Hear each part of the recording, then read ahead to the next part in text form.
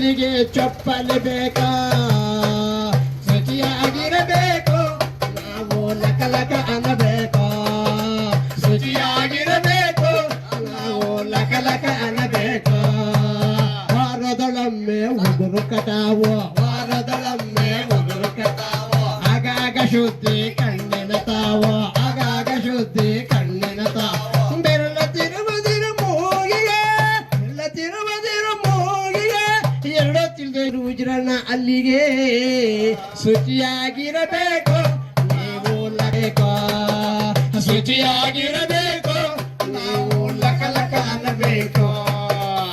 ಬಂಧುಗಳೇ, ಈ ಕಾರ್ಯಕ್ರಮ ನಿಮ್ಗಾಗಿ ಸರ್ಕಾರ ಇವತ್ತು ಆರೋಗ್ಯ ಇಲಾಖೆಯಿಂದ ಹಮ್ಮಿಕೊಂಡು ಆರಂಭಿಸಿ ನಿಮಗೆಲ್ಲ ಗೊತ್ತಿದೆ, ಅದನ್ನು ನಾವು ಜ್ಞಾಪಿಸಿದ್ದೀವಿ. ದಯಮಾಡಿ ಯಾವುದೇ ಕಾಯಿಲೆಯಿಂದ ನಾವು ಭಯಪಡ್ತಕ್ಕಂಥ ಅವಶ್ಯಕತೆ ಇಲ್ಲ.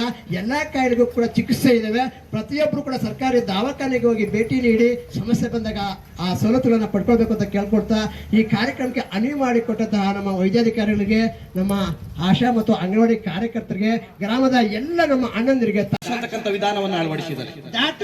ನೇರ ನಿಗಾವಣೆಯನ್ನು ವಹಿಸ್ತಾ ಇದೀವಿ ಆರೋಗ್ಯ ಇಲಾಖೆ ಇವತ್ತು. ಅಂದ್ರೆ ಅವರೇ ಬಂದು ಅವರೇ ನೋಡೋದು. ಹೌದು, ಸಮಯ ಒಟ್ಟಿಗೆ ಕಾಯಿಲೆ ಸಮಸ್ಯೆ ತೊಂದರೆ ಏನಿಲ್ಲ. ನೀನು ಕೆಮ್ಮಬೇಕಾದ್ರೆ ಸೀನಬೇಕಾದ್ರೆ ಮೂಗಿಗೆ ಕರವಸ್ತ್ರವನ್ನು ಇಟ್ಕೊಂಡು ಕೆಮ್ಮಬೇಕು, ಸೀನಬೇಕು. ನೀನು ಕಫ ಎಲ್ಲರ ಉಗುಳುತ್ತೆ ಅಂತಂದ್ರ ಗುಂಡಿ ತೋಡಿ ಗುಂಡಿ ಒಳಗೆ ಮುಚ್ಚಬೇಕು. ಆಯ್ತು ಸರ್. ಹೌದು, ಸಾಂಕ್ರಾಮಿಕ ರೋಗ. ಅವ್ರ ಶೀನದಾಗ ಕೆಮ್ಮದಾಗ ಅವ್ರ ಬಾಯಿನ ಬರ್ತಕ್ಕಂಥ ರೋಗಾಣುಗಳು ನಮ್ಮ ಹೊಟ್ಟೆ ಒಳಗೆ ಹೋದ್ವು ಅಂತ ನಮಗ್ ಬರ್ತದೆ. ಅವ್ರು ಉಗುಳ್ದಂತ ಉಗುಳು ತುಳಿದು ನಮಗ್ ಬರ್ತದೆ. ಮನ್ಯಾಗ ಹೆಣ್ಣು ಮಕ್ಕಳು ಬಾಣ್ತಿಯರು ಬಸ್ತಿಯರು ಇರ್ತಾರ, ಸ್ವಲ್ಪ ನೋಡ್ಕೊಂಡು ವಯಸ್ಸಿನಾಗ ಇರಾತಿದೀಯ, ನಿನಗೆ ಎಷ್ಟು ಹೇಳ್ಬೇಕಪ್ಪ ನಿನಗೆ?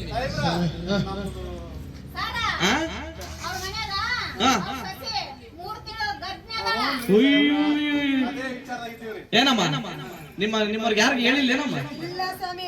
ಯಾಕಮ್ಮ? ನಾಚಿಕೆ ಯಾಕ?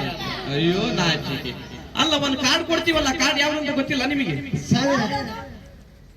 ಕಾರ್ಡ್ ಗೊತ್ತಿಲ್ಲ ನಿಮಗೆ? ಕಾರ್ಡ್ ನಮ್ಗೆ ಆಧಾರ್ ಕಾರ್ಡ್ ಐತೆ, ರೇಷನ್ ಕಾರ್ಡ್ ಐತೆ, ಇನ್ನೊಂದು ಅದೇನೋ ವೋಟ್ ಹಾಕ್ತಿವಲ್ಲ ಕಾರ್ಡ್, ಇವೆಲ್ಲ ಕಾರ್ಡ್ ಅವ್ರಿಗೆ ಬಸರಾಗಿ ಏನ್ ಕಾರ್ಡ್? ತಾಯಿ ಕಾರ್ಡ್ ಕೊಡ್ತಾರೆ. ತಾಯಿ ಕಾರ್ಡ್ ಯಾಕೆ ಕೊಡ್ತೀವಿ ಗೊತ್ತಾ?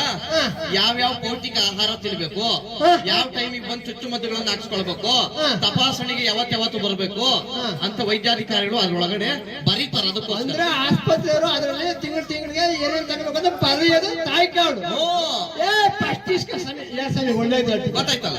ಅಂದಾಗ ತಮ್ಮ, ಈಗ ನಿಮ್ ಹೆಣ್ಮಕ್ಳು ಬಸರಿ ಇದ್ದಾರೆ, ಹೆರಿಗೆ ಎಲ್ಲಿ ಮಾಡಿಸ್ತಿರ್ತಮ್ಮ? ನಾವ ನಮ್ ರಂಗಜ್ಜಿ ಐತಲ್ಲ, 104 ಹೆರಿಗೆ ನಮ್ಮೂರಲ್ಲಿ ಪುಕ್ಷೆಟ್ಟೆ ದುಡ್ಡಿಲ್ಲ, ಪುಕ್ಷೆಟ್ಟೆ ಹೆರಿಗೆ ಮಾಡ್ತಾರೆ ಮನೆಗೇನೆ. ಅವಜ್ಜಿ ದುಡ್ಡು ಕೊಡಕ್ ಹೋದ್ರು ನಮ್ಗೆ ಏನು ಬೇಡಪ್ಪ, ಮಗ ಬಂದು ಚೆನ್ನಾಗಿರ್ಲಿ. ತಮ್ಮ, ಮನೆಗಳಲ್ಲಿ ಹೆರಿಗೆ ಮಾಡಿಸೋಂಗಿಲ್ಲ. ಮನೆಗಳಲ್ಲಿ ಹೆರಿಗೆ ಮಾಡಿಸೋದ್ರಿಂದ ತಾಯಿ ಮಗು ಸಾಯ್ಬಹುದು, ಇಲ್ಲ ಮಗು ಉಳಿಬಹುದು ತಾಯಿ ಸಾಯ್ಬಹುದು, ಇಲ್ಲ ತಾಯಿ ಉಳಿಬಹುದು ಮಗು ಸಾಯ್ಬಹುದು. ಹಿಂಗಾಗ್ಬಿಡ್ತಾವ. ಕಡ್ಡಾಯವಾಗಿ ಸರ್ಕಾರಿ ಆಸ್ಪತ್ರೆಗಳಲ್ಲಿ ಹೆರಿಗೆ ಮಾಡಿಸ್ಬೇಕು ಇವತ್ತು ಹೆಣ್ಮಕ್ಳಿಗೆ. ರೋಡ್ ಸರಿ ಇಲ್ರಿ ಸಾಹೇಬ್ರ, ಹೋಗೋತೆ ಏನಾರ ನಮ್ಗೆ ಆಯ್ತು ಅಂದ್ರೆ ಹ್ಯಾಂಗ್ರಿ? ನೋಡು, ರೋಡ್ ಸರಿ ಇಲ್ಲ ಅಂತೀನ, ಬಸ್ ಕನ್ವೀನಿಯನ್ಸ್ ಇಲ್ಲ ಅಂತ ಇವನಿಗೆ, ರೋಡ್ ಸರಿ ಇಲ್ಲ ಅಂತ. ಎಂತ ನನ್ನ ಮಗನ ಬಾಯಿ ತಗೊಂಡ ಈಕಿ ಮೈಕ್ ನೀನು ಹೇಳಕ್ಕೆ ಬರೋದಿಲ್ಲ. ಏನ್ ಮಾಡ್ತೀವಿ, ನಮ್ಮೂರಾಗೆ ಆಟೋ ಬಸ್ಸಿನ ವ್ಯವಸ್ಥೆ ಇಲ್ಲ. ಅಕಸ್ಮಾತ್ ಹೆರಿಗೆ ನೋವು ಬಂದಂದ್ರೆ ಅಲ್ಲ ಪ್ರಾಣ ಹೋಗುತ್ತಲ್ಲ, ಅವಾಗ ಏನ್ ಮಾಡ್ಬೇಕು? ಅವಾಗ ಏನ್ ಮಾಡ್ಬೇಕು ಅಂತಂದ್ರೆ 108 ಫೋನ್ ಮಾಡಿದ್ರೆ ಗಾಡಿ ಬರ್ತತಿ. ಅದೇ ಅಂತ 108 ಗಾಡಿ ಬಂದು ನಮ್ ರೋಡ್ ಇಡ್ಸ್ಬೇಕಂತ. ತಮ್ಮ, 108 ವೆಹಿಕಲ್ ಬರೋದಿಲ್ಲ. 108 ಫೋನ್ ಮಾಡಿದ್ರ ಒಂದ್ ಆಂಬುಲೆನ್ಸ್ ಬರ್ತದ, ವೈ ವೈ ವೈ ಅಂತ ಹೋಗೋದು. ನಂಬರ್ 108 ನಂಬರ್ ಫೋನ್ ಮಾಡ್ಬೇಕು. ಅಜ್ಜ, ನಿನಗೆ ಉಪ್ಸ ಆಯಾಸ ಐತೆ, ನೀ ನಿಂತ್ಕ, ನಾ ಮಾತಾಡ್ತೀನಿ. ಏನಿಲ್ಲ. ಮತ್ತೆ ಬಸರಿನ ಕರ್ಕೊಂಡ್ ಹೋಗ್ಬೇಕಾದ್ರೆ 108 ಕರ್ಕೊಂಡ್ ಹೋಗ್ತಾರ. ಕರ್ಕೊಂಡ್ ಬರ್ಬೇಕಾದ್ರೆ ಬಾಣ್ತಿನ ಮತ್ತೆ ಮಗನ್ ಬಡಿ ನಗು ಮಗು ವಾಹನದಲ್ಲಿ ಕರ್ಕ ಬರ್ತಾರೆ. ಹೆಂಗ್ ಗೊತ್ತಾ, ಬಸ್ರಿ ಹೆಣ್ಮಗಳು ನಳನಾಡ್ಕೊಂಡ್ ಹೋಗ್ತಾಳೆ, ಬರ್ಬೇಕಾದ್ರೆ ತಾಯಿ ಮಗು ನಗುತ್ತಾ ಬರ್ಲಿ ಅಂತ ನಗು ಮಗು ವಾಹನ ವ್ಯವಸ್ಥೆ ಮಾಡಿದ್ದಾರೆ. ನೋಡವ್ವ, ಚೆನ್ನಾಗಿ ಕೇಳಿ ಹೇಳಿದೆ ನೀನ್ ಹೆಣ್ಣ ಮಗಳು. ಅಂದಾಗ ಮಕ್ಕಳು ಹುಟ್ಟಿದ ತಕ್ಷಣ ನಿಮ್ಮೂರಾಗ ಏನೋ ಮಾಡ್ತೀರಂತ, ಏನದು? ನಿನಗ್ ಗೊತ್ತಿಲ್ಲೇನು? ಇಲ್ಲವ, ನಮ್ಮೂರಿಗೆಲ್ಲ ಹೆರಿಗೆ ಆದಾಗ ಏನ್ ಮಾಡ್ತಾರ ಗೊತ್ತ? ಅವೆಲ್ಲ ನೆಪಿಸ್ತೀವಿ ನಾವು. ನೋಣ ಬಡ್ ಸಮೇತ ಹಾಕ್ಬಿಡ್ತೀವಿ. ತಮ್ಮ, ಇವೆಲ್ಲ ಬೇಡ, ನಾನೊಂದ್ ಹೇಳ್ತೀನಿ, ಮಾಡ್ತೀರಾ? 1 ಲೋಟ ಸೀಮೆಣ್ಣೆ ಕುಡಿಸ್ಬಿಡ್ರಿ. ತಡಿ, ಅಲ್ಲ ಸೀಮೆಣ್ಣೆ ಕುಡಿಸಿ ನಮ್ಮ ಮಗನ ಸಾಯಿಸ್ಬೇಕು. ಮತ್ತೆ ಜೇನುತುಪ್ಪ, ಔಡ್ಲೆಣ್ಣೆ, ಬೇವಿನ ಕುಡಿ ಇವೆಲ್ಲ ಚಿಪ್ಸ್ ಮಕ್ಕಳು ಉಳಿತಾವಂತ ಮಾಡ್ಕೊಂಡಿರ. ಹಲವಾರು ಸೋಂಕುಗಳು ಒಳಗಾಗ್ಬಿಟ್ಟು ಮಕ್ಕಳು ಸಾಯ್ತಾವ. ಅದಕ್ಕೆ ಪರಿಹಾರ ಏನ್ ಗೊತ್ತಾ? ಮಗು ಹುಟ್ಟಿದ ಅರ್ಧ ಗಂಟೆ ಒಳಗಡೆ ತಾಯಿ ಎದೆ ಹಾಲು ಗಿಣ್ಣ ಹಾಲನ್ನ ಕುಡಿಸ್ಬೇಕು. ಸುಮ್ನಿರಿ, ನಿಮ್ಗೆ ಬುದ್ಧಿ ಆಯ್ತಿಲ್ಲ ಅಲ್ಲ? ಗಿಣ್ಣದ ಹಾಲು ಕುಡಿಸಿದ್ರೆ ಮಗು ಮಗು ಮಗ್ಗಾಗಲ್ಲ. ನೀವಿಬ್ರು ದೊಡ್ಡ ಮಬ್ಬ ನನ್ನ ಮಕ್ಳಿದ್ದೀರಿ ನೋಡಿ, ಬಿಜ್ಜರ್ಗೆ ನೀವು ದೊಡ್ಡ ಮಬ್ಬ ನನ್ನ ಮಕ್ಕಳು. ಮಕ್ಕಳೆಲ್ಲ ನಮ್ಮ ಒಬ್ಬ ಗಿಬ್ಬ ಹಾಲು ಕುಡಿಸಿದಕ್ಕೆ ಅದರಲ್ಲಿ ಕೊಲೆಸ್ಟ್ರಾಲ್ ಅಂತಕ್ಕಂಥ ರೋಗ ನಿರೋಧಕ ಶಕ್ತಿ ಇರೋದ್ರಿಂದ 10 ಮಾರಕ ರೋಗಗಳನ್ನ ತಡೆದಿಟ್ಕೊಳ್ಳುವಂತ ಶಕ್ತಿ ಇರ್ತದೆ. ಅದಕ್ಕೋಸ್ಕರ ಮಗು ಹುಟ್ಟಿದ ಅರ್ಧ ಗಂಟೆ ಒಳಗಡೆ ಹೆಣ್ಣು ಮಕ್ಕಳು ತಾಯಿ ಗೀ ಹಾಲು ಕುಡಿಸಬೇಕು. 6 ತಿಂಗಳವರೆಗೂ ತಾಯಿ ಎದೆ ಹಾಲು ಬಿಟ್ಟು ಬೇರೆ ಏನನ್ನು ಕುಡಿಸಬಾರ್ದು. 6 ತಿಂಗಳು ತುಂಬಿದ ನಂತರ ತಾಯಿ ಎದೆ ಹಾಲಿನ ಜೊತೆಗೆ ದ್ರಾವಣ ರೂಪದಲ್ಲಿ ಅನ್ನ ಗಂಜಿ ಮಾಡ್ಬಿಟ್ಟು, ರಾಗಿ ಗಂಜಿ ಮಾಡ್ಬಿಟ್ಟು ಒಟ್ಟು 3 ವರ್ಷಗಳ ತನಕ ತಾಯಿ ಎದೆ ಹಾಲು ಕುಡಿಸ್ಬೇಕು ನೋಡ್ತೀನಿ. ಸರಿ ಸರಿ, ನಮಗೆ ಗೊತ್ತಿರ್ಲಿಲ್ಲ. ಗೊತ್ತಾಯ್ತಲ್ಲ? ಇನ್ನಂಗ್ ತಮ್ಮ ಮಕ್ಳು ಎಷ್ಟು ಮಾಡ್ಕೋಬೇಕು ಅಂತ ಅನ್ಕೇಳಿ ಆಕಿ ಇನ್ನೇನು ಮಿಷಿನ್ ಮಾಡ್ಕೇಳಿ ಅಲ್ಲಿ. ಅಯ್ಯೋ ಹಣೆ ನಮ್ಮ ವಂಶ ಬೆಳಿಲಿ ಅಂತ ವಂಶ ಬೆಳಿಲಿ ಅಂತ 10-12 ಮಾಡ್ಕೊಂಬದು ಅರಿವಿಲ್ದಾಕಿ ಕೇಳಿ ಹೇಳ್ತೀನಿ. ಇವತ್ತು ಸರ್ಕಾರ ಏನ್ ಹೇಳ್ತದೆ? 1 ಬೇಕು 2 ಸಾಕು ಅಂತ ಹೇಳ್ತದೆ. ಜನಸಂಖ್ಯೆ ಸ್ಫೋಟ ಗೊತ್ತಾಯ್ತು. ಭಾರತ ದೇಶ ಎಷ್ಟಿದೆಯೋ ಅಷ್ಟಿದೆ. 140 ಕೋಟಿ ದಾಟಿ ಹೋಗೈತಿ ಭಾರತ ದೇಶದೊಳಗೆ ಜನಸಂಖ್ಯೆ.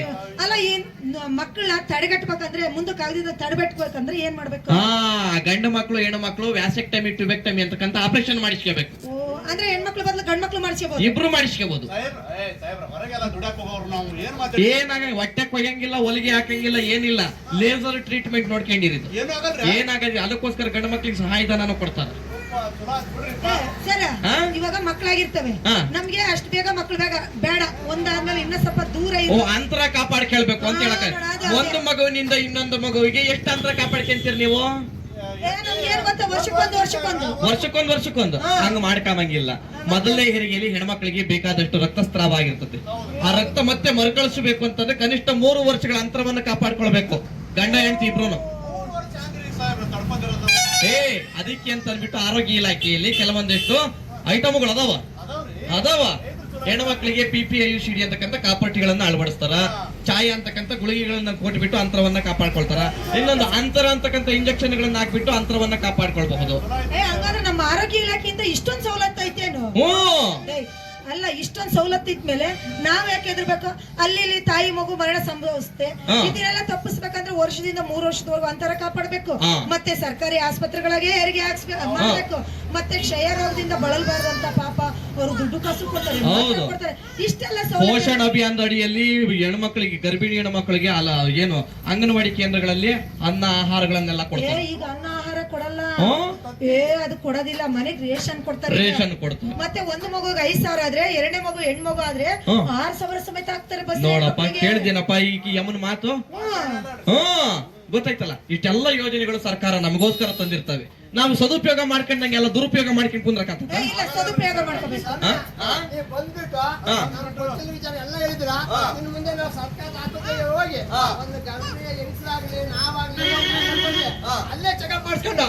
ಸರ್ಕಾರ ಸವಲತ್ತುಗಳೆಲ್ಲ ಪಡ್ಕೊಂತ ಸ್ವಾಮಿ. ಶುಚಿಯಾಗಿರಬೇಕು, ನಾವು ಲಕ ಲಕ ಅನ್ನಬೇಕು.